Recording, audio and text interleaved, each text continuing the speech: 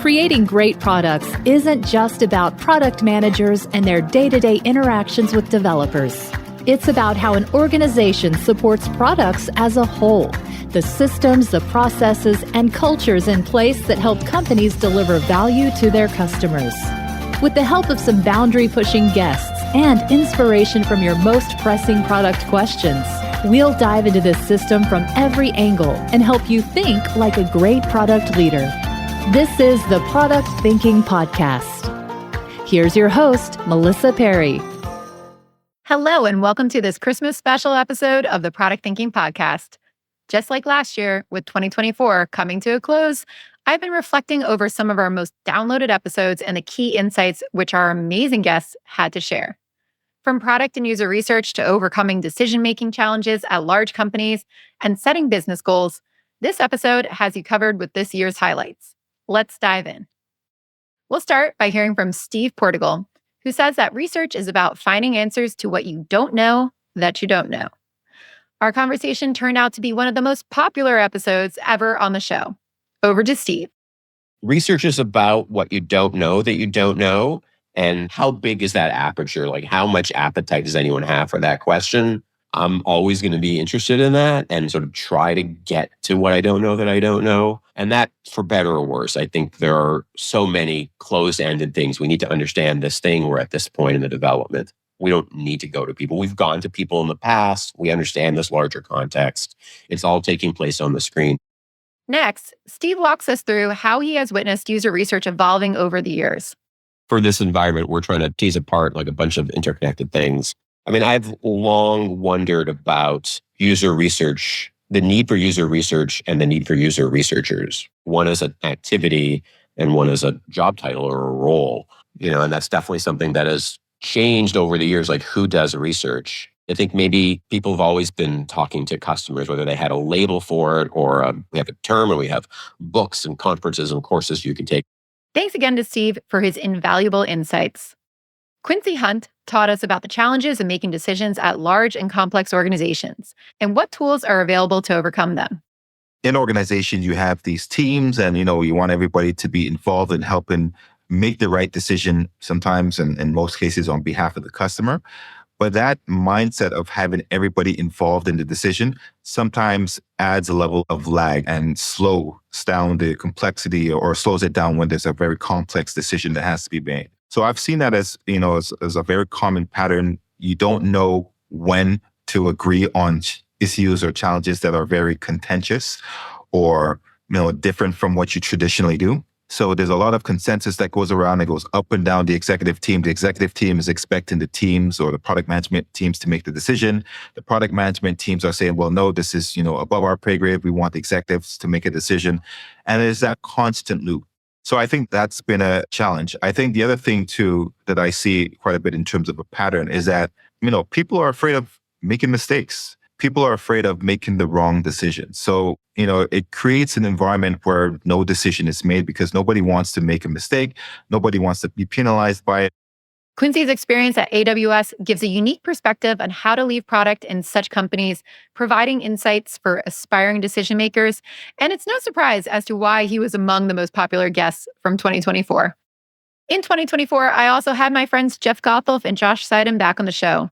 We discussed how objectives and key results should be aligned with business verticals and how functional goals need to feed into enterprise goals.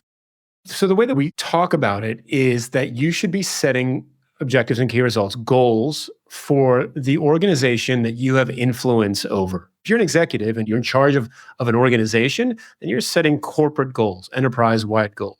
If you're an executive in charge of a business unit, your OKRs are going to be focused on that business unit. You're the authentication team. Your OKRs should be focused on making the easiest, smoothest, most efficient, most successful authentication process, right, in the world, that type of thing, because that's the world that you can influence. When we make this authentication process the best it can be, that actually leads to more folks interacting with the system more quickly, and it reduces our operational costs because we're not getting calls to the call center to reset passwords. So that's how we're contributing to the organization by making the best authentication process possible. Josh shares his perspective on OKRs, focus, and alignment, providing valuable insights from our listeners.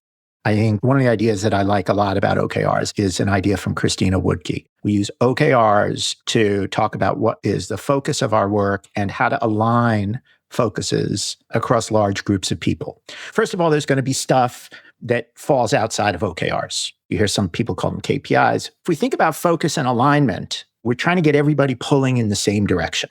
And so the more complicated that your incentive system is, the more directions people have to pull in. But when you start multiplying the incentives by the number of employees you've got, everybody's got their own incentives in addition to team incentives. Now you can measure individual performance, but you've just messed up your ability to align all of these people by giving them contradictory incentives. The reason you don't use OKRs for individual incentives is exactly that. You want to simplify the alignment process by introducing as little noise into the process as you possibly can.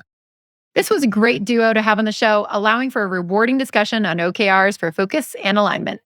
As a fellow coach and educator in the product sector, I loved having Kate Leto on the show this year. She had a lot to say on the importance of coaching and developing leadership skills. Where I think coaching is super powerful as a leadership skill is that it really does help people realize they've got the answers to a lot of these challenges already within themselves. They just need a little space and perhaps some nudging and some questioning to help them figure it out for themselves. And by teaching people, helping people figure out how to do that, that takes a lot of pressure off the leader or manager because you don't have to answer all the questions. You don't have to come up with all the solutions to all the problems because you've got a team of people who can do it for themselves.